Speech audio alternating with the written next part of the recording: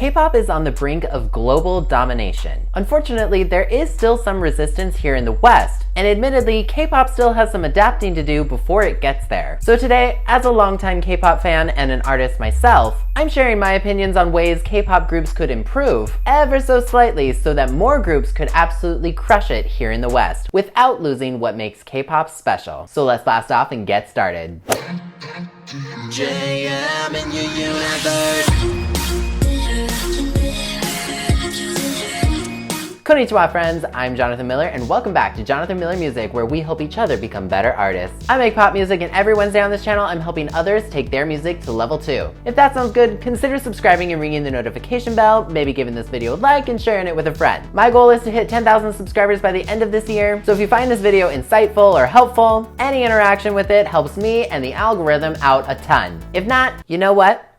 That's okay this time. I realize that this video could be a little controversial, so I'm not gonna rock the boat too much. But it would really help if you subscribed. Don't hurt me. Think about that. Alright, so let's talk about some ways that K-pop groups could improve to dominate the Western music industry. Now, before we do that, I know that some people watching this might have no idea who I am, so I really do want to get a few things out of the way first. A lot of people only talk about K-pop if they think it will get them clicks, likes, and views, especially regarding groups like BTS, Blackpink, and TWICE, which is why a lot of K-pop fans tend to be very protective of their favorite artists or groups. But I want you to know that with me, I promise you that is not the case. I'm not doing this just for clicks. I've been a K-pop fan for well over a decade. I've studied the industry intensely for many years. I've been a professional pop singer-songwriter for over 15 years. And I'm also kind of a third culture kid who grew up really closely with an Asian community. But it's because of that in this video, I'm really not going to be touching a whole lot on things like racism and cultural appropriation, because I truly do believe that opinions on those subjects deserve to be heard from the people that they directly affect, because they also absolutely play a role in this discussion. And I don't want that to go unacknowledged. I just would rather you listen to a person of color's opinion on that, because at the end of the day, I am white and I don't want to talk over anyone. However, that being said, in order to actually do this video, we will touch a little bit on cultural differences, as that obviously plays a role, but I've done my best to really keep things focused on industry practices and professional critiques like sound design and musicality. I don't want to strip K-pop of what makes it special. I just want to share some of my thoughts on how it could adapt and expand, because I really am rooting for it and I have been for a very long time. Another thing that I really do want to make clear in this video is that critique of a certain group or artist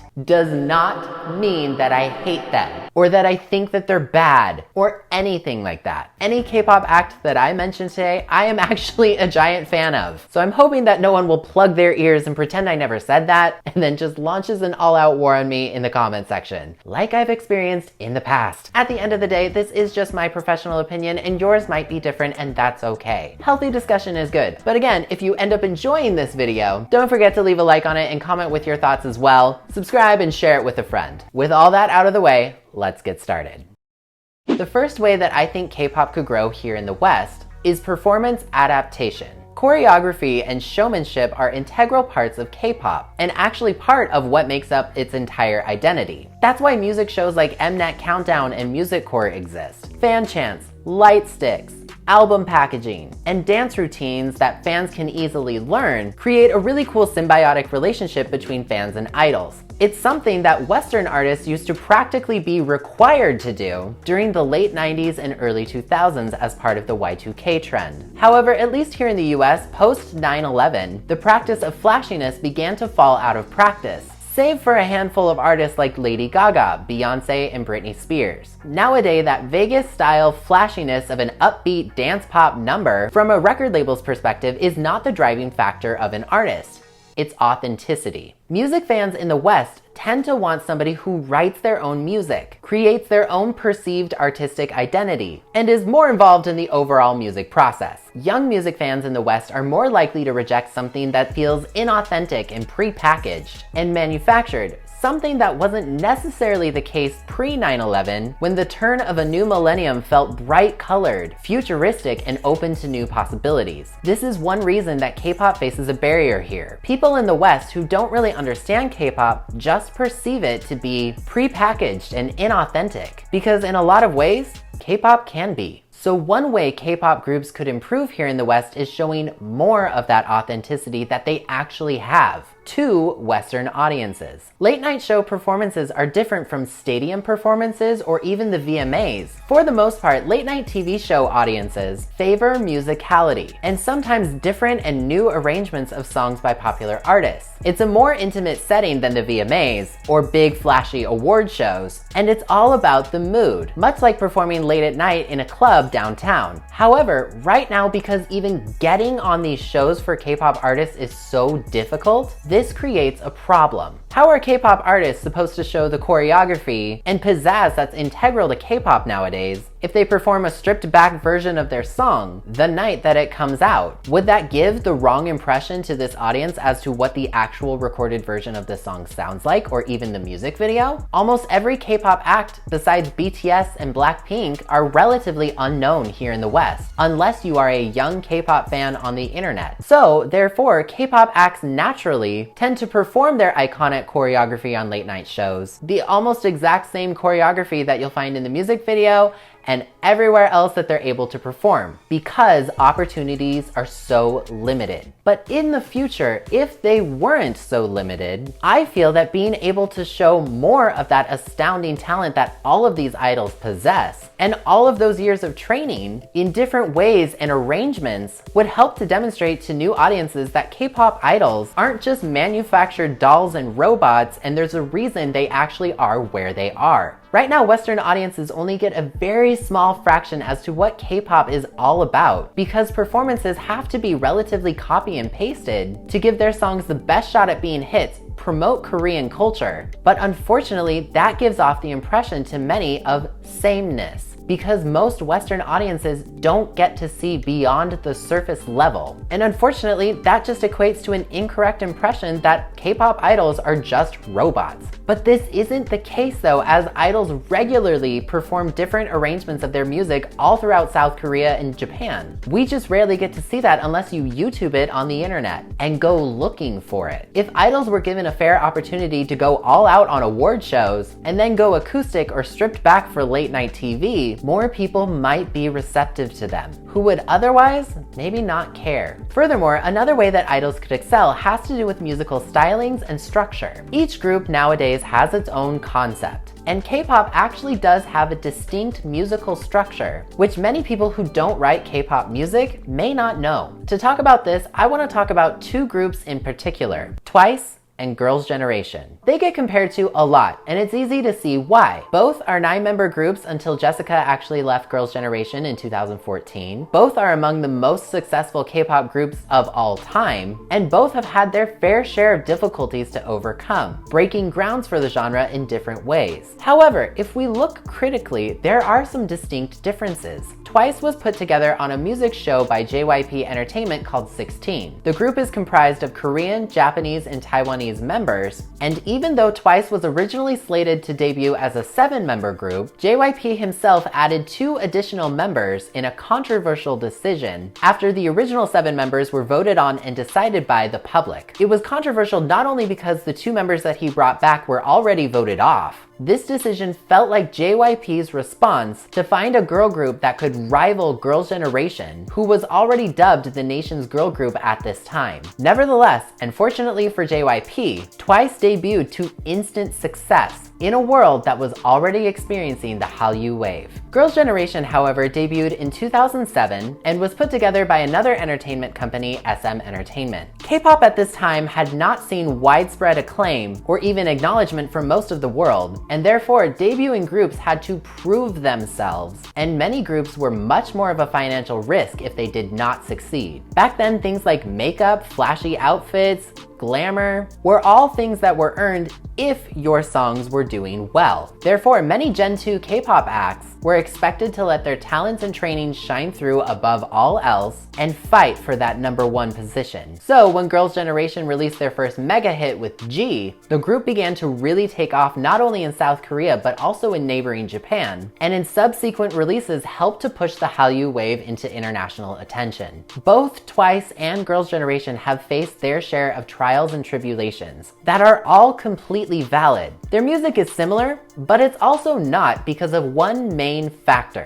TWICE rose to popularity in a time where K-pop was already a well-known thing. That was not the case when Girls' Generation rose in popularity with G. And it was known largely in part because of many Gen 2 K-pop acts, like PSY with his hit Gangnam Style, which became the very first YouTube video to reach 1 billion views. And it's also because right around that same time, Girls' Generation released their hit I Got a Boy, a song made distinct for its very experimental musical structure, something that current K-pop fans will know is practically a mainstay in K-pop music now. The question is always, how can this song balance musical anchors and familiarity to the listener with also as many moments of surprise as you can possibly pack into one song? As I said before, TWICE and Girls' Generation get compared to a lot among fans and news outlets, but musically speaking, their songs are quite different. TWICE's music tends to rely on the bright melodies that JYP is known for. Not every song has the same format, which is current K-pop standard, but there are the usual appearances of bright choruses, bubbly synth lines, and moments of surprise. Girls' Generation's music, however, was highly influenced by a westernized pop musical structure, in verse-chorus form with big belting notes and danceable beats. Girls' Generation's last full group release was in 2017. Meanwhile, TWICE's latest release was last month with another full-length album on the way at the time of this recording. However, Girls' Generation's musical style already broke a little bit of grounds in the US with their hit The Boys because it was done in a stylized Western sexy format. The song even today stands out among Girls' Generation's discography because of its strong mid-tempo hip-hop beat. Even though the song was recorded in 3 different languages, all of them are properly recontextualized depending on the intended demographic. Something that gets missed a lot in K-pop English songs or even English covers of K-pop songs. TWICE's debut English single, The Feels, however, feels like it is written in a K-pop style, but performed in English, rather than a Western-style song sung in English that could do well internationally, something that boy group BTS has already excelled in with their #1 hit, Butter. I don't want TWICE to ever lose what makes TWICE special, because they've already done a Westernized style song in English with their song I Can't Stop Me. The problem was it was never officially a single. Music styles and trends come and go, but Western audiences like familiarity. If a song feels confusing, it's less likely to be listened to in the West. TWICE does not have to perform in English in order to be heard. Foreign language music has already done well here in the past with hits like Despacito, and it also doesn't have to be fully in a Western style format, like what worked with Girls' Generation, but finding the right song with versatility and enough catchiness might just draw the attention of a new audience. Now, I know I've talked a lot about Girls' Generation and TWICE, and that conversation usually brings out a lot of anger and discussion over who actually paved the way or who is the nation's actual girl group. But here's the thing about that discussion that never gets mentioned. TWICE's members are huge fans of Girls' Generation because Girls' Generation literally came before them, regardless of either one's success level. TWICE is respectful to Girls' Generation because it's just what you do. If someone is your senior, you be respectful to them. This is unfortunately one thing that a lot of K-pop fans can't seem to follow suit on, and brings me to my last point. It doesn't really have to do with any idol in particular themselves. Toxic fan culture is a major reason why so many people have a negative perception of K-pop in the West. It feels like this exclusive club that no one's allowed into. K-pop stans, at least a certain subset of them, are well known to attack first and ask questions never. This is actually a large problem in the music industry as a whole and warrants further discussion, but K-pop stans in particular can get very aggressive, which actually ends up doing a disservice to the groups that they profess to love. Why? Because if somebody discovers a group for the first time, I've seen that person be attacked for a lack of knowledge and not already knowing every single thing about that specific idol, which means that that experience has left that new fan much less likely to ever check out their music or the rest of K-pop as a whole, which means that group just lost a potential new fan. Toxic fan culture also strengthens that barrier because those late night shows and people in charge are actually kind of afraid to let K-pop groups perform out of fear of potential retaliation from fans. I don't think that that should stop them from letting K-pop groups perform, but it is something to acknowledge. K-pop stans have come together for incredible things. like drowning out white supremacists on Twitter with fan cams, raising money for important charitable causes, matching donations, volunteer projects, and so much more good. The problem is, those things don't get reported on as much because if someone says one teeny tiny critical thing about a K-pop artist or group, K-pop stans have been known to relentlessly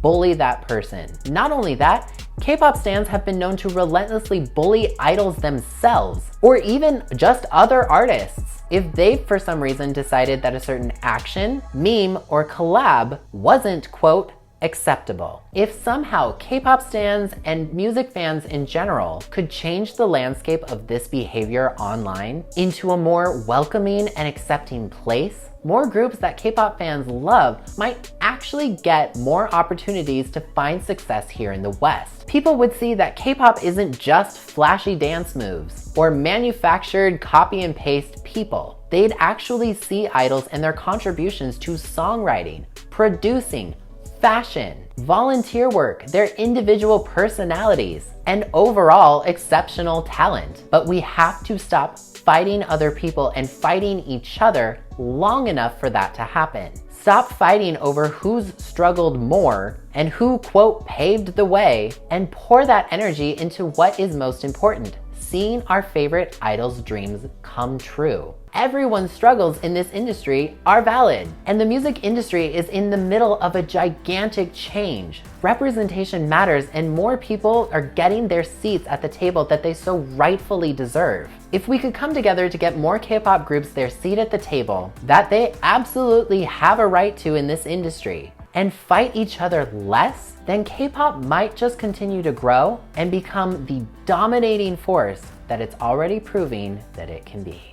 So those are some ways that I think K-pop could improve to dominate here in the West. Question of the video, what are your favorite K-pop groups and why? Leave me a comment below letting me know. If you want to check out any of my other videos on K-pop, including the history and how it's evolved over time, I've left some links in the description below so you can check them out. But if you really like me and like what I do, consider joining me on Patreon like Mike here and all these fantastic people to get all sorts of fun rewards, including access to my YouTube calendar to see what's coming to the channel. But as always, if you enjoyed this video, please leave a like on it and subscribe if you're new. I put out new videos every single Wednesday. Once again, I'm Jonathan Miller, and I will see you next time. See you later.